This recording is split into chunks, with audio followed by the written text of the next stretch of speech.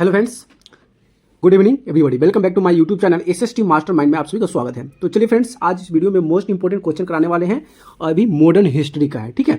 जो कि ये आपका जो मैं तैयार किया हूँ ये बीपीएससी का है और यहाँ से जितने भी क्वेश्चन होंगे सभी क्वेश्चन मोस्ट इंपोर्टेंट क्वेश्चन है, ठीक है।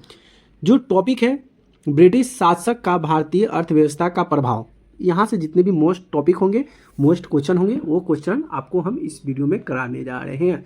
तो वीडियो को लास्ट तक जरूर देखिएगा। अगर वीडियो अच्छी लगी तो वीडियो को लाइक और चैनल को सब्सक्राइब जरूर कर लीजिएगा। तो चलिए यहाँ से वीडियो को स्टार्ट करते हैं। सबसे पहले आ गया कि इस्तमारी बंदोबस्त किसने लागू किया था। तो ये किया था लॉर्ड कॉर्नवालिस ने किया था। किसने किया था? लॉर्ड कॉर्नवालिस ने किया था, ठीक है। अगला है कि अस्थाई बंदोबस्त किसके साथ किया गया था। मतलब अस्थाई बंदोबस्त किसके साथ हुआ था? तो ये जमींदारों के साथ हुआ था। किसके साथ हुआ था? जमींदारों के साथ हुआ था।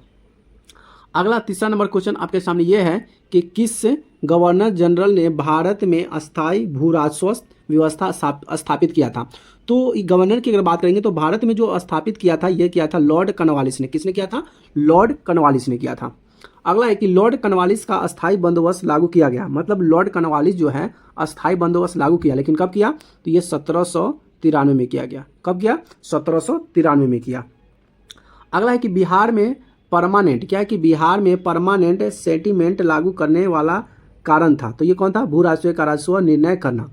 अगला है कि सर थॉमस मुनरो भू राजस्व बंदोबस्त से संबंध है। क्या संबंधित है? तो रैयतवाड़ी बंदोबस्त से संबंधित है।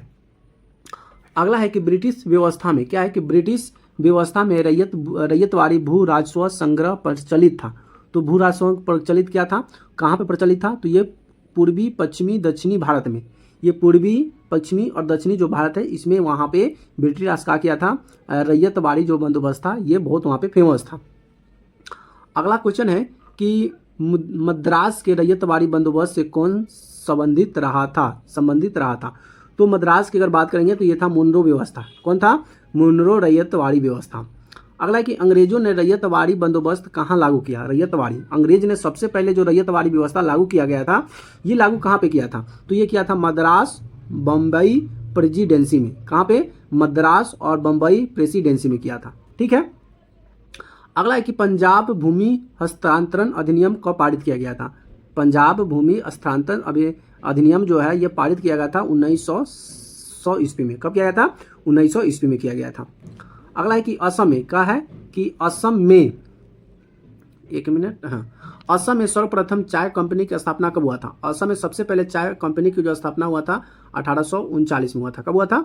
1839 में असम में सबसे पहले चाय का बागान स्थापित किया गया था। उसके बाद है अंग्रेज के शासन काल में भारत का आर्थिक दोहन का सिद्धांत को किसने प्रतिपादित किया।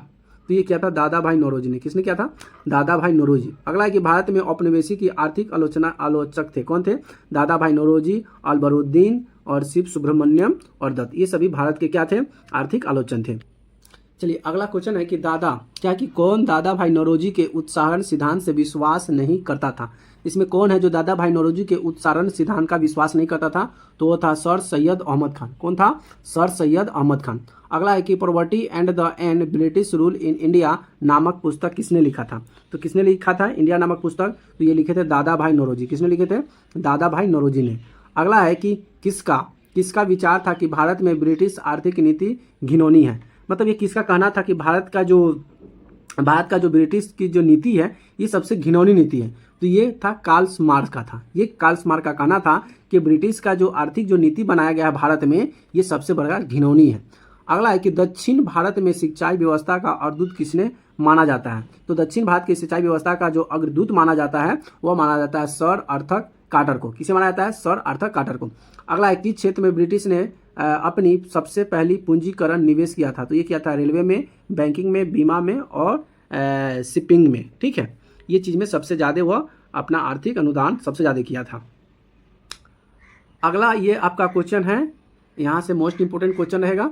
कह रहा है कि डलहौजी के पहले विलय का सिद्धांत को किस राज्य पर लागू किया जा चुका था। तो ये क्या था? मांडवी, कुलबागा, जालौर और सूरत, इस ऐसे राज्य में ये चीज़ स्थापित कर चुका था। अगला बिहार तथा बिहार के अस्थायी बंदोबस्त लागू करने का श्रेय किसे जाता है। बिहार में जो अस्थायी बंदोबस्त लागू किया गया था ये अस्थायी बंदोबस्त बिहार हो तथा बिहार के अस्थायी बंदोबस्त लागू करने करने का श्रेय किसे जाता है? तो ये जाता है लॉर्ड कॉर्नवालिस को। किसे जाता है? लॉर्ड कॉर्नवालिस को जाता है। अगला है कि ब्रिटिश सरकार द्वारा रैयतवाड़ी व्यवस्था का प्रचलन प्रमुख तौर तरीके पर किया गया था। तो ये किया गया था मद्रास और बम्बई प्रेसिडेंसी में। किसे किया गया था?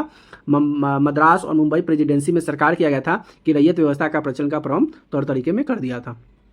तो यहाँ से जो टॉपिक था वो जितने भी मोस्ट इंपॉर्टेंट टॉपिक थे और उससे रिलेटेड क्वेश्चन थे मैंने यहाँ से आपको कराया। हमारी वीडियो कैसी लगी प्लीज़ कमेंट करके जरूर बताइएगा। वीडियो अच्छी लगी तो वीडियो को लाइक कमेंट शेयर जरूर कर दीजिएगा। फिर आते हैं नए वीडियो में एक नए टॉपिक के साथ। तब तक के लिए जय हिंद, वंदे मातरम।